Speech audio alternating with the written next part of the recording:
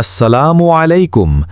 আজকের গল্প ধৈর্য, অনুশোচনা এবং আল্লাহর অসীম করুণার এক জীবন্ত নিদর্শন।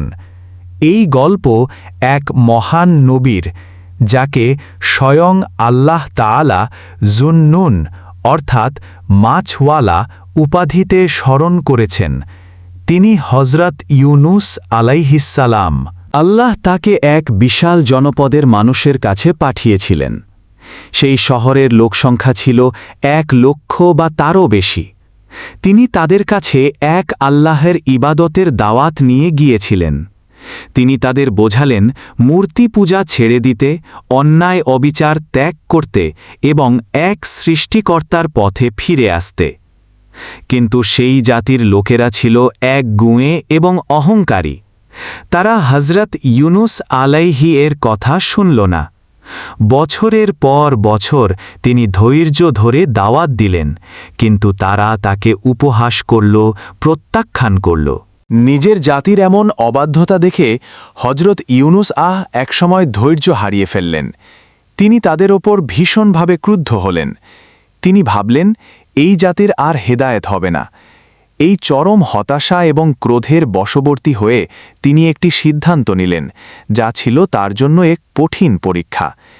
তিনি তার জাতির লোকদেরকে আল্লাহর আযাবের ভয় দেখালেন এবং আল্লাহর চূড়ান্ত আদেশের অপেক্ষা না করেই সেই জনপদ ত্যাগ করে চলে গেলেন। তিনি ভেবেছিলেন আল্লাহর পৃথিবী অনেক বিশাল, তিনি অন্য কোথাও চলে যাবেন। তিনি ধারণা করেছিলেন যে তার এই চলে যাওয়ার জন্য আল্লাহ হয়তো তাকে পাকড়াও করবেন না।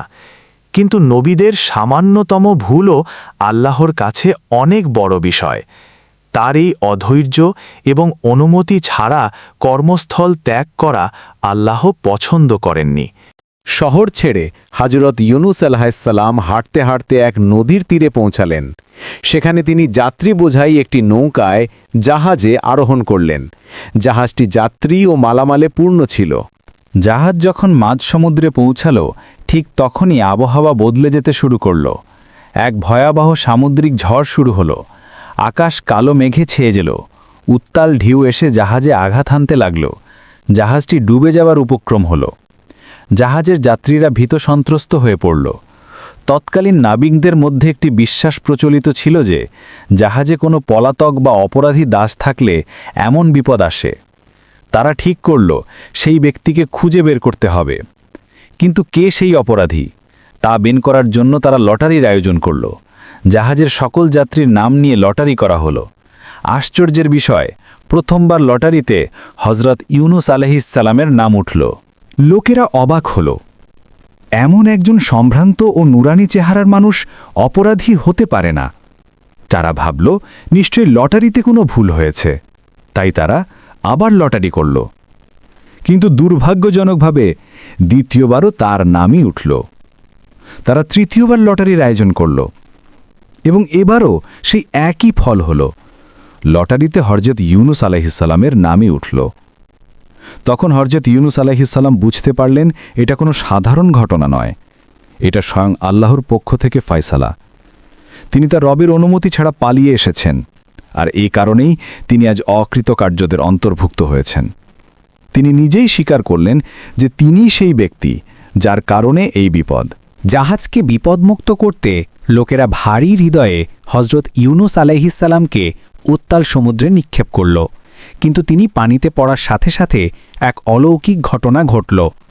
আল্লাহ তাআলা সমুদ্রের এক বিশাল মাছকে আদেশ দিলেন সে যেন নবীকে গিলে ফেলে।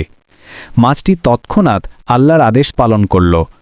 সে হযরত ইউনুস আলাইহিসসালামকে গিলে ফেলল। কিন্তু আল্লাহ সেই মাছকে এও নির্দেশ দিয়েছিলেন যে সে যেন নবীর কোনো ক্ষতি না করে, তার মাংস যেন না খায়, তার হাড় যেন চূর্ণ না করে। মাছের পেট তার জন্য কবর নয়, বরং একটি জীবন্ত কারাগার ছিল। হযরত ইউনুস আলাইহিসসালাম নিজেকে এক অভাবনীয় পরিস্থিতিতে আবিষ্কার করলেন। তিনি জীবিত, কিন্তু মাছের পেটে, এক গভীর অন্ধকারের রাজ্যে।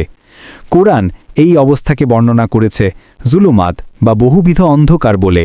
চিন্তা করুন, রাতের অন্ধকার, তার উপর সমুদ্রের গভীরের অন্ধকার এবং তার উপর মাছের পেটের ভেতরের অন্ধকার। সেই ঘুটঘুটে অন্ধকারের মধ্যে যখন বাঁচার কোনো আশাই আর অবশিষ্ট নেই, তখন হজরত ইউনুস আলাইহিসসালাম তার ভুল বুঝতে পারলেন। তিনি বুঝতে পারলেন যে তিনি ধৈর্যহারা হয়ে অন্যায় করেছেন। তিনি তার রবের হুকুম অমান্য করেছেন। তিনি হতাশ হয়ে হাল ছেড়ে দেননি, বরং সেই গভীর সমুদ্রের নিচে মাছের পেটে বসেই তিনি আল্লাহকে সিজদা করলেন। তিনি এমন এক জায়গায় আল্লাহকে ডাকলেন যেখানে এর আগে কোনো মানুষ আল্লাহকে ডাকেনি। তিনি আল্লাহর পবিত্রতা ঘোষণা করলেন এবং নিজের ভুলের অকপট স্বীকারোক্তি দিলেন। তিনি সেই বিখ্যাত দোয়া পাঠ করলেন যা আজও আমাদের জন্য মুক্তির অশিলা। তিনি বললেন, লা ইলাহা ইল্লা আন্তা সুবহানাকা ইন্নী কুন্তু মিনাজ জোয়ালিমিন। হে আল্লাহ, আপনি ছাড়া কোনো সত্য উপাস্য নেই। আপনি কতই না পবিত্র। নিশ্চয়ই আমি জালিমদের অন্তর্ভুক্ত হয়ে গেছি। এটা ছিল একনিষ্ঠ তওবা। এটা ছিল নিজের ভুলের এক আন্তরিক স্বীকারোক্তি। আল্লাহ তাআলা বলেন, যদি ইউনুস আলাইহিসসালাম সেদিন আমার পবিত্রতা ঘোষণা না করত, যদি সে তওবা না করত, তবে তাকে কিয়ামত দিবস পর্যন্ত সেই মাছের পেটেই থাকতে হতো। কিন্তু আল্লাহ তার নবীর সেই আকুল আহ্বানে সাড়া দিলেন। আল্লাহর হুকুমে সেই বিশাল মাছটি হজরত ইউনুস আলাইহিসসালামকে একটি জনশূন্য শুষ্ক প্রান্তরে উগড়ে দিল। মাছের পেটে এতদিন থাকার কারণে তিনি ভীষণ অসুস্থ ও দুর্বল হয়ে পড়েছিলেন। তার ত্বক ছিল অত্যন্ত সংবেদনশীল। কিন্তু যিনি বিপদ থেকে উদ্ধার করেন তিনি আরোগ্য দান করেন। আল্লাহ তার নবীর জন্য এক বিশেষ ব্যবস্থা করলেন। তিনি সেই মরু প্রান্তরে অলৌকিকভাবে একটি লতা বিশিষ্ট গাছ অর্থাৎ লাউ বা কদু জাতীয় উৎপন্ন করলেন। সেই গাছের বড় বড় পাতাগুলো অসুস্থ নবীর জন্য ছায়ার ব্যবস্থা করল এবং তাকে সূর্যের প্রখর তাপ থেকে রক্ষা করল। তিনি সেই গাছের ফল খেয়ে শক্তি ফিরে পেলেন। সম্পূর্ণ সুস্থ হওয়ার পর আল্লাহ তাআলা হজরত ইউনুস আলাইহিসসালামকে পুনরায় তার সেই জাতির কাছে ফিরে যাওয়ার নির্দেশ দিলেন। কিন্তু তিনি ফিরে গিয়ে এক অবাক করা দৃশ্য দেখলেন। যে জাতিকে তিনি গজবের মুখে ফেলে এসেছিলেন, সেই জাতির একজন মানুষও আর অবিশ্বাসী নেই। তার চলে আসার পর যখন আল্লাহর আযাবের লক্ষণগুলো স্পষ্ট হতে শুরু করল, তখন সেই জাতির লোকেরা ভয় পেয়ে গেল। তারা বুঝতে পারল ইউনুস আলাইহিসসালাম সত্য বলেছিলেন। তারা সবাই তাদের ভুল বুঝতে পেরে একত্রিত হল। তারা তাদের রাজাকে নিয়ে তাদের সন্তান সন্ততি এবং গবাদি পশু সহ মাঠের মধ্যে বেরিয়ে আসলো এবং আল্লাহর কাছে কান্নাকাটি করে তওবা করতে লাগল। এমন একনিষ্ঠ তওবা আল্লাহ কবুল করে নিলেন। তিনি তাদের উপর থেকে আযাব সরিয়ে নিলেন। কোরআনের ইতিহাসে হজরত ইউনুস আলাইহিসসালামের জাতি একমাত্র জাতি যারা আযাব প্রায় দেখে ফেলার পরও ঈমান এনেছিল এবং আল্লাহ তাদের ক্ষমা করেছিলেন। হজরত ইউনুস আলাইহিসসালাম ফিরে এসে দেখলেন তার সেই 1 লক্ষ বা ততোধিক মানুষের পুরো জনপদ আল্লাহর প্রতি ঈমান এনেছে। আল্লাহ তাদের ক্ষমা করেছেন এবং তাদের আরও কিছুকাল শান্তিতে জীবন উপভোগ করার সুযোগ দিয়েছেন। এই অলৌকিক ঘটনা আমাদের শেখায় বিপদে কখনো ধৈর্যহারা হতে নেই, আল্লাহর হুকুমের অবাধ্য হতে নেই।